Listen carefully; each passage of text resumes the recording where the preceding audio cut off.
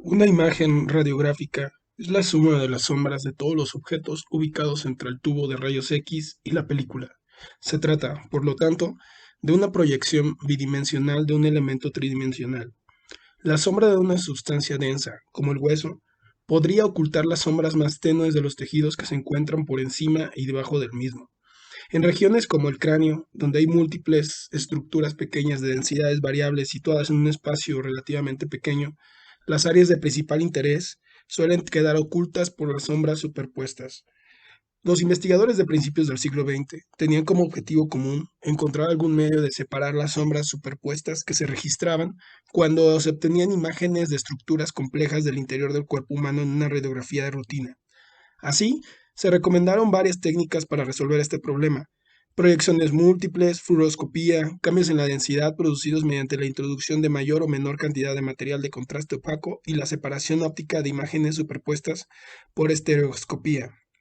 La visión tridimensional es posible porque cada ojo ve una imagen ligeramente diferente y, al combinarse, se genera una imagen 3D. A lo largo de la historia, se fueron desarrollando varios instrumentos estereoscópicos para su uso en radiología, pero la mayoría se basaba en la obtención de dos imágenes, desplazando el tubo de rayos X en una dirección determinada sin la necesidad de movilizar al paciente. Otros promovieron el uso de un tubo de rayos X con dos ánodos y dos cátodos para evitar cualquier movimiento del tubo. Sin embargo, el método más prometedor para separar sombras superpuestas se encontró en el principio de la radiografía de sección corporal o tomografía. En esta se obtienen imágenes de una capa de tejido del interior del cuerpo en forma de una sección aislada, excluyendo de la imagen las estructuras que están por encima y que se encuentran fuera de esta sección o corte. Los albores de la historia de la tomografía tradicional reflejan la mala comunicación que existía en la época entre los científicos de una misma disciplina, que vivían en distintos países. Esta falencia explica por qué el principio básico de la tomografía evolucionó de forma independiente y paralela entre varios investigadores de diferentes ámbitos. Para lograr la tomografía en un sistema mecánico, dos de los tres elementos, tubo, paciente y película, deben moverse sincrónicamente durante la exposición a los rayos X. Se han explorado muchas técnicas para mover estos elementos, pero el método más popular y perdurable depende del movimiento sincrónico del tubo emisor de rayos X y la película en direcciones opuestas, mientras el paciente permanece inmóvil durante la exposición a los rayos X. El movimiento puede ser lineal, circular, elíptico en forma de 8, hipocicloide o helicoidal. La obra de Karol Meyers en Polonia debe ser considerada precursora de la tomografía clásica. Él describió en Poznan un procedimiento para mantener las imágenes del corazón libres de estructuras superpuestas. En este método se desplazaba el tubo de rayos X y se mantenían inmóviles el objeto a registrar y la película o pantalla de rayos X. Su trabajo, Diagnóstico radiológico diferencial en enfermedades del corazón y la aorta, fue publicado en 1916, pero en realidad no se trataba de una verdadera tomografía, ya que solo se inmovilizaba uno de los parámetros de la triada, tubo paciente película. Fue el médico parisino André Bocage el inventor de la tomografía. Él fue el primero, en 1921, en enunciar los principios básicos y describir la patente de un dispositivo para mover un tubo de rayos X y una placa radiográfica en forma recíproca y proporcional. Su idea fue concebida en 1917, mientras prestaba servicio en una unidad radiográfica en la Primera Guerra Mundial, y terminó de perfeccionarla durante su residencia médica en el Hospital Salpêtrière en París. Bocage detalló los principios básicos del diseño para cambiar los niveles de sección. Sugirió el movimiento multi o pluridireccional del conjunto tubo-película, circular y helicoidal. Señaló la necesidad de mantener una relación constante entre el tubo y la película durante el movimiento. Identificó que el plano del objeto siempre debía mantenerse paralelo a la película. Describió la necesidad de eliminar los rayos secundarios, o sea, dispersión, mediante un mecanismo de rejilla. Mencionó la posibilidad de la tomografía axial transversa y la pantomografía, e indicó la importancia de proporcionar un punto focal pequeño para el haz de rayos X. Su invención contenía casi todas las características esenciales de los dispositivos tomográficos modernos, pero durante 17 años no logró que se construyera un equipo viable. Recién, en 1937, la compañía de Georges Massiot creó el aparato llamado Biotom. Si bien para ese momento su invento era de dominio público, él merece ser reconocido por la invención de la radiografía en cortes. El genovés Alessandro Valebona fue el primero en llevar la teoría a la práctica, al obtener en 1930 la imagen radiotomográfica. Su método fue denominado estratigrafía, de estrato, capa, y además describió dos técnicas. En la primera, el sistema tubo película permanecía inmóvil y el paciente giraba alrededor de un eje situado al nivel en el que se deseaba obtener la imagen.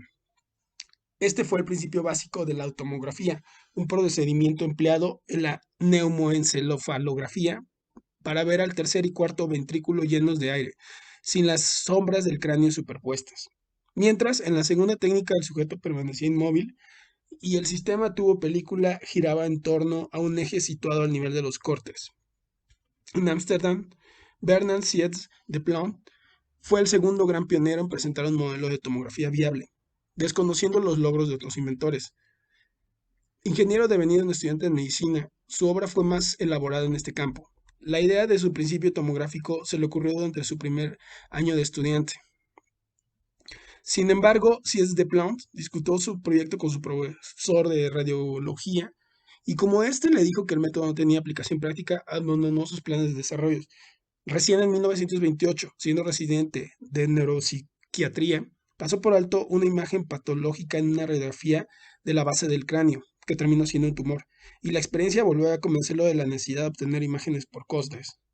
Su principio tomográfico, al que denominó planografía, de planos, plano, finalmente fue presentado en su tesis doctoral holandesa en 1931. La compañía francesa Massiot Essier se encargó de construir en 1936 el primer dispositivo comercial, basado en los principios descritos por Sietz de Plant. La versión mejorada aparecía solo 2 años después. En su diseño, el tubo y la película se movían en planos horizontales y describían trayectorias helicoidales, circulares o lineales. El rayo central era dirigido por rotación simultánea del tubo hacia el mismo punto de la película constantemente durante la exposición. El plano focal se cambiaba subiendo o bajando el punto mecánico de rotación. Y, para observar con precisión el plano focal en que estaba proyectando, Sietz de Plant adosó una simple fantoma cilíndrico de madera en el que se habían colocado números metálicos que indicaban su propia altura. En Berlín, el fabricante alemán Gustav Grossmann se dedicó a hacer un estudio exhaustivo de los principios matemáticos y geométricos de la tomografía y concluyó que los equipos existentes eran demasiado complicados. Los movimientos circulares requerían una exposición de 3 a 5 veces mayor que la necesaria para una radiografía simple, y se necesitaba una cantidad de radiación de 10 a 15 veces mayor para el caso del movimiento helicoidal. Por este motivo, en su apartado la película se movía en forma horizontal, mientras el tubo describía un arco en un plano vertical.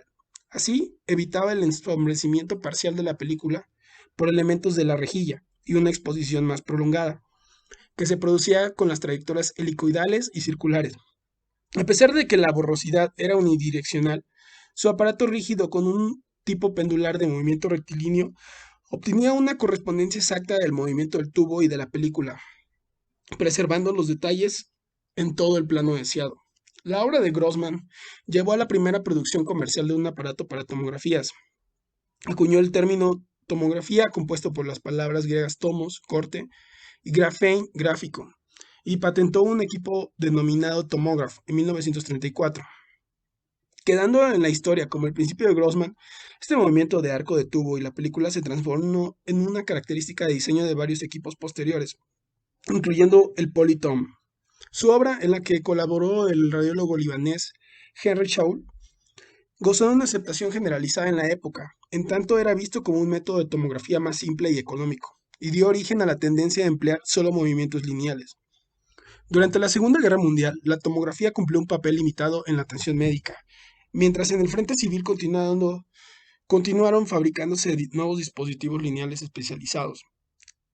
La experiencia de Turing y otros científicos había originado una tendencia a adosar accesorios lineales a mesas radiográficas estándar, eliminando así la necesidad de adquirir una máquina topográfica especial. La década de 1950 a 1960, en este sentido, fue una época de transición. En esos años se pasó del aparato relativamente tosco de los primeros inventores a los sofisticados equipos pluridireccionales que marcaron la nueva era de la tomografía convencional. La introducción del primer equipo pluridireccional moderno, el Polytom, marcó un hito en la historia de la tomografía, ya que los radiólogos comenzaron a ver imágenes infinitamente más precisas y las secciones obtenidas con un patrón hipocicloide de difuminación eran delgadas, de 1 milímetro, y tenían un contraste relativamente alto, junto a una excelente resolución espacial, 5 pares de líneas por milímetro. Todos estos cambios representaron una nueva dimensión en la radiografía diagnóstica. Hasta principios de la década de 1960, la terminografía de la radiografía de sección corporal fue absolutamente confusa. Los diversos términos designados para el método guardaban simultaneidad con sus inventores y el país en que eran oriundos. Valebona en Italia había llamado su método estatigrafía, Siels de Blunt en Holanda había bautizado método planigrafía, Grossman en Alemania había designado su método tomografía y Kiev en los Estados Unidos denominaba su método laminografía. Con la cantidad cada vez mayor de dispositivos tomográficos fabricados comercialmente, la distinción entre los inventores y los métodos de diseño se volvió aún más clara. El desacuerdo con respecto a un nombre general para la radiografía de sección corporal se resolvió en 1962 con la designación de un comité conformado por 5 miembros de la Comisión Internacional de Unidades y Medidas Radiológicas, ICRU por sus siglas en inglés. Ellos determinaron escogiendo el término genérico tomografía, una denominación que no tardó en ser adoptada en todo el mundo. Al comienzo de la década de 1970, los investigadores analizaron varias técnicas diferentes para reconstruir un tomograma convencional a partir de los datos digitales adquiridos por diferentes métodos. La tomografía convencional en sus inicios se utilizó principalmente para las enfermedades del tórax, especialmente para la detección de cavidades en áreas de infiltración tuberculosa, estrechamientos bronquiales secundarios a carcinoma bucogénico y binquestasias. Otras indicaciones pulmonares incluían la verificación de la presencia de calcio en un nódulo pulmonar y la visualización de los vasos anormales que nutren y drenan una físula arteriovenosa pulmonar. En esa época, su rol en el abdomen se limitaba al descubrimiento de calcificaciones y aneurismas. Sin embargo, a partir de la década de 1940, la tomografía convencional comenzó a aplicarse en muchas áreas, incluyendo los trastornos esqueléticos, detección de fracturas y su curación completa, identificación de un secuestro óseo o de un nido de osteoma osteoide, fusiones vertebrales, espondilonisis, etc. La evaluación de la extensión del cáncer de laringe, la visualización de las anomalías de las articulaciones temporomandibulares y las estructuras del oído medio. Además, la tomografía se unió a los métodos que utilizaban aire como medio de contraste: neumoencefalografía, mielografía gaseosa, neumoelectroporitoneum, neumopelvigrafía, neumomediastino, etc. La tomografía lineal de los riñones durante la fase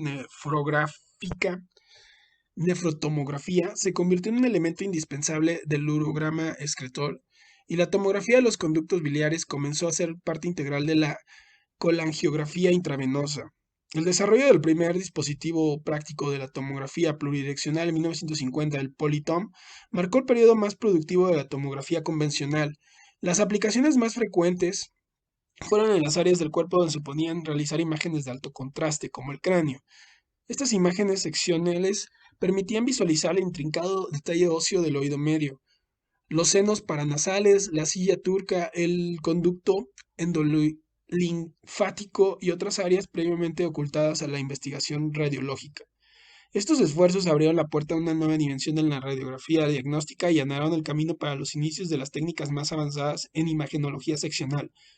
La mayor contribución de la tomografía convencional pluridireccional puede ser históricamente el haber proporcionado la base fundamental para el desarrollo de los actuales métodos de imágenes por sección, la tomografía computarizada y la resonancia magnética. Mientras el tomógrafo lineal con cortes transversales comenzaba a fracasar, en 1973 hizo su aparición triunfal la tomografía computarizada. El tubo de rayos X, el generador, la mesa y en cierta medida el detector eran conceptos familiares, pero lo nuevo era la computadora y un programa informático que calculaba la imagen de un corte a partir de muchos miles de valores individuales para producir una imagen en un monitor. Otra novedad fueron los requisitos de precisión para el movimiento de la camilla y la tensión del tubo.